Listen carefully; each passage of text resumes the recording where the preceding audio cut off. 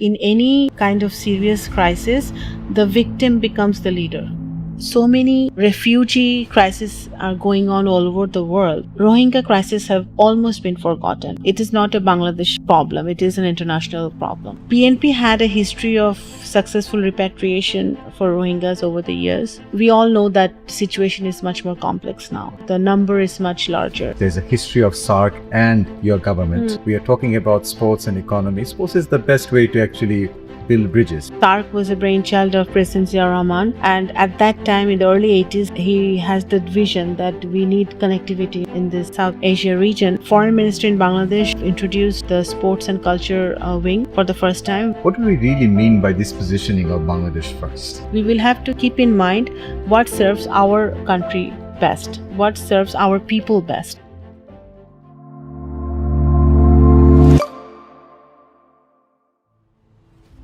Greetings, welcome to another episode of Reflections. This is your host Ashfaq Zaman from the Dhaka Forum Initiative. Today, we have been graced by the Honorable State Minister of Foreign Affairs of Bangladesh, Ms. Shama Obaed MP. Thank you very much, Madam, for giving us the time today. Thank you.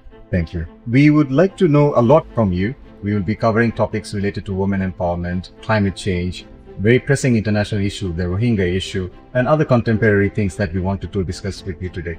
So before I start on the first question, we want to congratulate you as well, being one of the first female State Minister of the Foreign Affairs in Bangladesh. Madam, congratulations on making this role. Thank you. Thank you very much. Thank you. So the first question is pertaining to this role itself. We know that decades ago, our former Prime Minister, late Madam Khaleda Zia, made history in Bangladesh, being the first female Prime Minister in the Muslim world. An achievement or a milestone which is yet to be achieved by even Western countries. For example, in the US, we still do not have a female head of the state. But that legacy, that milestone, probably did not proceed in the way we wanted to in terms of female representation across all areas, whether it be politics or industry. You have championed it as one of the rare person in this field, as a politician, as a policymaker, as a businesswoman. So we wanted to hear from you and from your own experience that what are the main challenges and how we can actually mitigate this? Basically, yes, I feel that I'm very fortunate to have this opportunity so that I can work for my country. And I have been in the political arena for a long time, and I've been mostly on the streets in the opposition. And I personally feel that, women in Bangladesh have always been resilient and the backbone for many things, beginning with our liberation war. Even in 1971, there were so many women that have contributed to our liberation war, but were never focused. In the recent times, you have mentioned our late Prime Minister Begum Khaleda Zia, who did revolutionary things for Bangladesh. A lot of her decisions were, revolutionary, considering the education for our girls and for women in general. But even then, and we have had women leadership, women prime minister for more than 40 years. In that way, Bangladesh has been very lucky to have this kind of representations. But in some way or the other, women have always lagged behind, I feel. Personally, in politics, in corporate world, in entertainment, in any industry you talk about, I feel like they didn't get the credit they have deserved in over the years. And I feel that it's about time that Bangladesh takes notice to the contribution that women have made over the years since our liberation war. In politics, women have excelled in Bangladesh. I personally work in the root level, so I know that there are so many women across the board, across political parties are working in the root level. And the best way of women empowerment, I personally feel, is when we empower the women from the ground level. So number one is education. I mean, it's the primary element that we need to empower our girls. Our government, Bangladesh Nationalist Party government, we have very strong manifesto, and we have very definite steps that we want to take for empowering the women, and also have a certain amount of percentage of GDP allocated for the education sector, so our young generation, our youth can take advantage of the education and also concentrate on not only conventional education but also not so traditional education like vocational training and other aspects of the education sector. You mentioned about this very valid data that 52% of our population, or 53% of our population are actually women. And maybe there was a statistics that the informal labor that they actually put, even the homemakers, it's actually contributing billions of dollars in Exactly. GDP as well. Madam, that brings us to another pertinent question related to that, is about the international aspect of women empowerment attributed by the SDG 5, as you know, that it focuses on women empowerment and gender equality. And you representing us in the global arena as the State Minister for Foreign Affairs, how do you think that we should actually represent Bangladesh when it comes to SDG 5, not only locally, but as a global agenda? See, Bangladesh has been working at achieving the SDG goals, and referring to my answer that I gave you before, it's like one can't really think of any kind of development if you leave behind more than 50% of your population. So when we talk about inclusive development, when we talk about having a new Bangladesh in the global platform, we have to think about our more than half population, how we can use the expertise, the talent of this half of the population to the development process. Bangladesh has been working at it. One of the perfect example of the women empowerment in Bangladesh and making a mark in the international arena is the RMG sector. That has brought a revolution in the lives of so many of our women in the country. RMG is still the number one remittance earner in Bangladesh, right.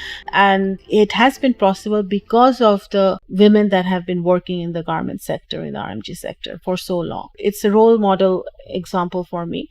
And I think women have been contributing in corporate sector, in education sector, in different areas they're actually contributing to the SDG. Even when we talk about small business entrepreneurs, women entrepreneurs who are working maybe in the rural level, but what they're producing are being sold internationally. Yes. So they are also contributing. As a woman politician, I feel that that's the place I have scope to work more, is to contribute more, is to create a platform for the women entrepreneurs, for the women who want to actually contribute for Bangladesh. It's not only the corporate sector, it's also sports, also the cultural sector. Right. Sports has now become a means of occupation, right? And the women of Bangladesh are excelling in it at the moment. So in a way, they're also contributing. In fact, the women sports team actually performing better than the men's. Performing better than the men's. Cricket team, football team won more championship in the recent times than the men. So I didn't want to make the men feel bad. So I was being diplomatic about it. But yes, of course, the girls are excelling in it. So they are contributing to the SDG also. A lady who is in her village sewing a sari or garment which is being sold in Arong, triple the price, is contributing to the SDG. Okay. So there are so many levels that women are contributing, and this is, I think, for now at present, BNP government has the opportunity to showcase that, to make that more prominent in the global arena, to lift those women up and create a space in the global platform so that the women have their own voice. And that will actually strengthen Bangladesh's economy, and also it will facilitate, our journey to the SDG goals. Sounds amazing. So Bangladesh is the 8th biggest population in the whole world. If we can champion gender equality in Bangladesh with some of the reforms, some of the measures that you mentioned, I think these cases can also be advocated and propagated as global case studies, because SDG 5 is a global agenda. As our Foreign State Minister would love to that Bangladesh also champions not locally but exports this model globally as well. Moving on to the next bit in the global stage is also the climate issue, where Bangladesh historically has been portrayed as the poster child for the climate related different vulnerabilities that we have. My question to you on this regard is that gone are the days where we are only portrayed as a climate victim. Can we start thinking about climate leadership as well, particularly as a voice for the global south? Because we are not contributing in the global warming, but we are at the receiving end. And by doing so for the long period of time as a resilient society, we have also developed indigenous solution that, without help from any Western countries or any developed countries. So can we become a climate leader from being a climate victim? Of course, this is a global crisis that we are facing now, and I believe that in any kind of serious crisis, the victim becomes the leader. It is the perfect example where Bangladesh is vulnerable towards climate change, and also at the same time, Bangladeshi people are innately resilient because of our location and because of our climate, our weather, our geography. Our people are exposed to all kinds of natural calamities. Having said that, I believe that Bangladesh has a huge opportunity to lead, in the climate change arena, in the global spectrum, in many ways. Especially, I would like to mention the fact that our Honorable Prime Minister, Mr. Tariq Rahman, have initiated, which late President Ziaur Rahman have started for our agriculture, which is canal digging, and for the environment, the tree plantation. So this is something that actually would contribute to the climate change issue. And we have already started 1 month in our tenure, in the government's tenure. We have already started the canal digging all over the country. The Prime Minister have started the tree plantation program all over the country in all 64 districts. So these are the initiatives we are taking to combat the situation. Globally, also, I think this is something that internationally our partners, our investors, they also perceive the way Bangladesh government is handling the climate change situation. In this kind of crisis, the first victims of the climate change is women and children in any country, especially a country like Bangladesh. In that regard also, we have more than 50% of population of women, and the demographics that majority is young and youth. That is also a strength for us to combat this climate change issue. So, of course, Bangladesh government is dedicated to work towards it and have a leadership role in the international arena for that. It's a very ambitious plan of the tree plantation, the number of statistics promised by the government. And if you can probably do that, then probably we will be doing a lot of justice in terms of the carbon emission, in terms of aspired net carbon ratio. Another issue which is basically related to our climate region is our Cox's Bazar region, where we know that there's a Rohingya crisis going on. Of course, climate is not the major concern there, but it's linked with climate because they're living in valleys where trees are being cut.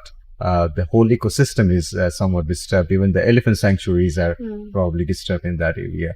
But more so is the humanitarian aspect, the Rohingya crisis. We have been speaking about it. We are holding conference about it year in and year out. Just 2 years back, with the interim government, we had the UN Secretary General visiting Bangladesh in the month of Ramadan. And they broke their first fast there, and it was announced that maybe of the next year they will be breaking their fast in their home country, that is Myanmar. But that has not taken place.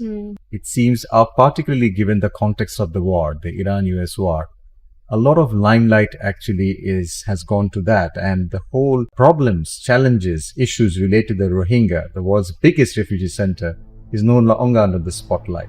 So, given in this context, what's your plan? Because this is challenging for a country like Bangladesh, both in terms of climate, in terms of our socio-economic structure. What is the government planning, particularly your ministry, in re-establishing this issue? Yeah. Rohingya situation is a situation where reality is harsh, but we remain optimistic, to say it bluntly. BNP had a history of successful repatriation for Rohingyas over the years, in President Zia's time and Begum Khaleda Zia's time earlier. But we all know that the situation is much more complex now. The number is much larger, and every day the number is increasing. The situation in the border area is vulnerable. It's because we have to deal with multiple entities in the Myanmar, because you have Arakan army, you have Rakhine, you have new government in place there. So there are multiple stakeholders that we have to deal with now. But it's our position, Bangladesh government's position, is that repatriation is the only solution. But to achieve that, as you rightly put, so many refugee crises are going on all over the world. Rohingya crisis have almost been forgotten. UNSG's visit last year sort of surfaced that is one good thing that I would like to thank UN Secretary General for this again, that it actually floated the Rohingya issue back on the radar. But even though it is very important for us to keep the issue relevant, it's because now it's much more complex because of the fund cuts, and we don't have enough funding for food, shelter, education, nothing. So in that respect, it's important that the international community makes this a priority in every multilateral platform. It's easy to say that, okay, Bangladesh is doing a great humanitarian job. That we are. Bangladesh have always welcomed the Rohingyas, and we want them to stay well, but also go back safely with dignity to their own homeland. We also want that. But how to deal with the situation now? So basically, our neighborhood and the stakeholders like China, India, the ASEAN countries need to pay attention more. And as from Bangladesh point of view, Bangladesh government, we are reaching out to them every day, and we're talking about it. And it's important that ASEAN countries, especially China, who have stake in Myanmar and who have close, their bilateral ties with Myanmar, needs to also talk to them and negotiate and have a productive, dialogue with them, so that some repatriation can start happening. But in the meantime, it's Bangladesh's agenda. Our goal for Rohingya crisis is to keep the matter alive in international platform, in every platform possible. Of course, in United Nations and any other multilateral platform, we need to keep this issue alive. We need to think about the huge demographic, the youth demographic that Rohingya population has now in the camps. Every day, I mean, we are concerned about the crime rate. We're concerned about the drug trafficking, human trafficking that we hear about, but that needs to be addressed jointly. It is not a Bangladesh problem. It is an international problem. So we need to address it that way. I mean, regional security is also a big issue. Of course, as I mentioned, the borders is very vulnerable right at the moment. And when we think about regional security, of course, our forces, our agencies are very much alert and active, but it will take a collaborative effort to keep things under control. Yeah.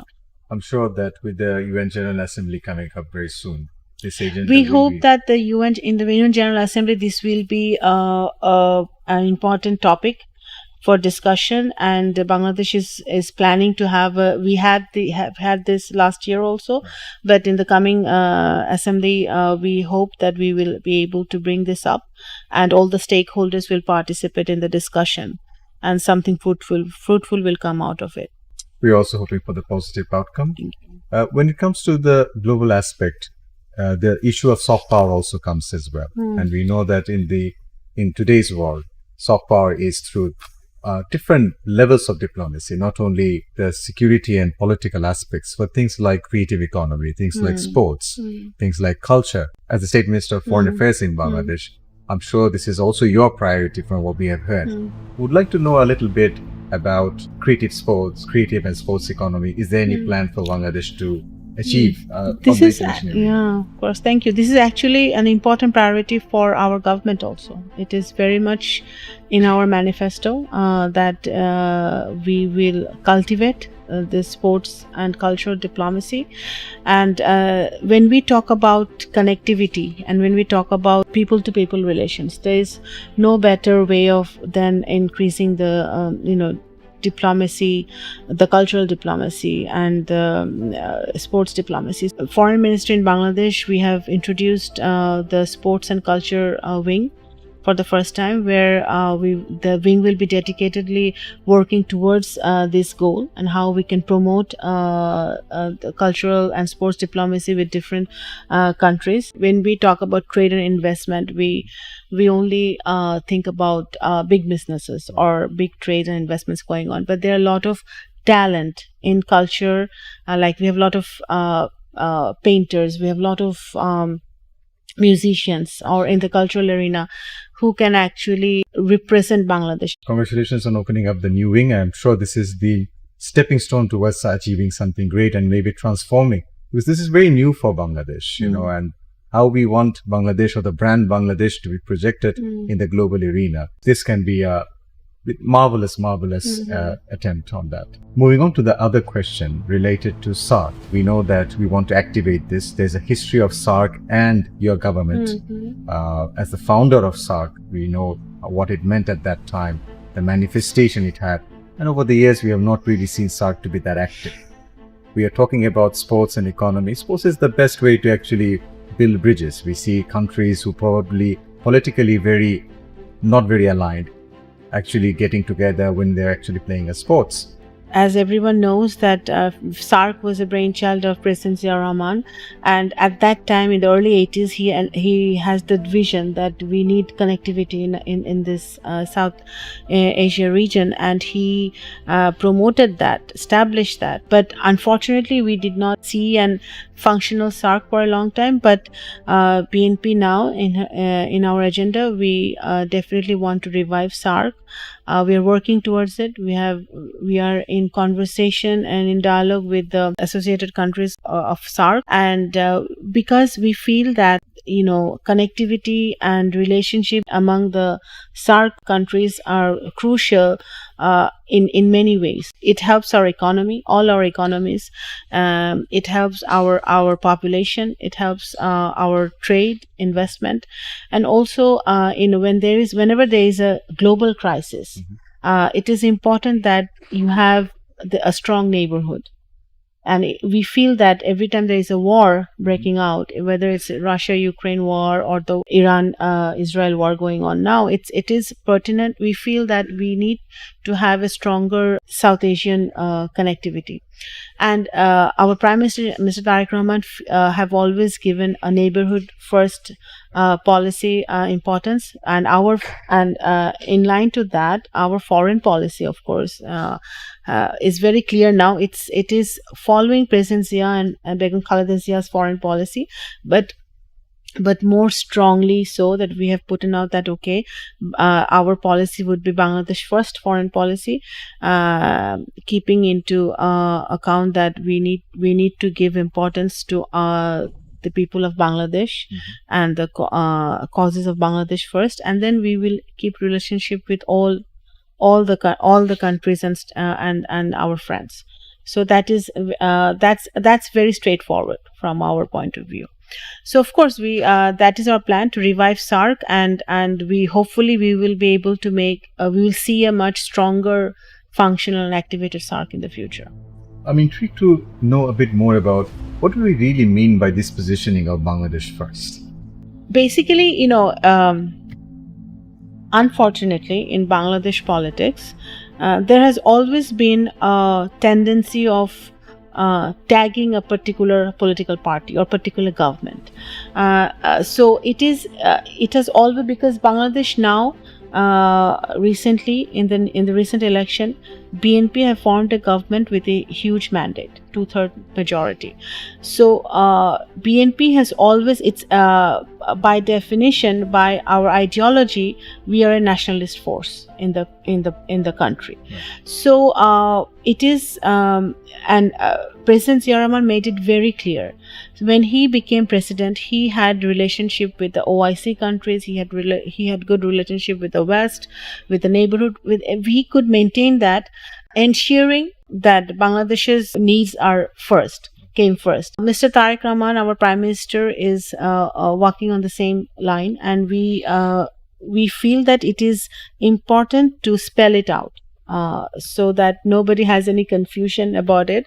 So we want to keep relationship with China, US, Russia, India, and all the West, everybody. It is now, at this day and age, in this global scenario, it's more of an economic diplomacy. It's more of a it's less of a political diplomacy than more of an economic diplomacy. From that point of view, of course, I mean, we need to we will have trade, we will have agreements, we will have FTAs, PTAs, MOUs with lot of countries, but we will have to keep in mind what serves our country best, what serves our people best.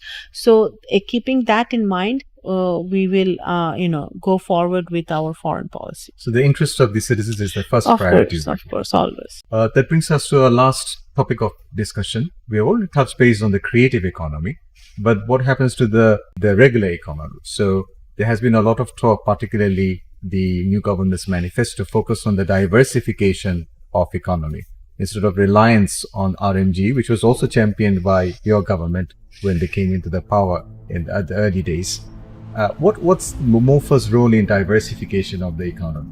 Well, MOFA has a very important role in diversification because we feel that it is very much needed not to have one source of remittance, which is RMG, but we have so many products. We have pharmaceuticals, we have leather, we have jute, which the government now is planning to revive again the jute factories and make jute a formidable export product. Another very untapped area is the IT technology.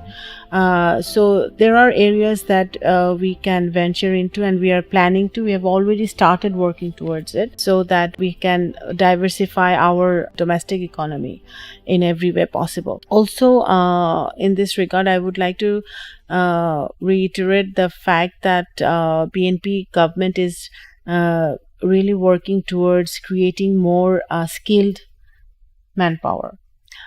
So we are talking to a lot of our friends in the international arena so that we can have a more modern technology sound vocational training programs.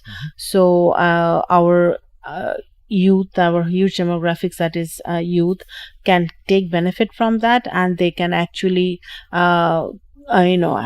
go abroad and work for themselves. So that goes along hand in hand with our ambition of creating jobs in the next first 180 days of the government, as many as possible. So that we are working towards that also, creating diversification of the economy and also diversification of skilled labor, skilled manpower. So we are doing both. So the government have already started working towards that. Very nice to know, and I wish all the best to the Minister of Foreign Affairs. Under your leadership, we hope that will be not only championing the diversification of the economy, but you're already representing as a woman. We will be advocating in a global stage for women empowerment, and of course championing the cause of the climate leadership as well from Bangladesh. Thank you and all the best. Thank you.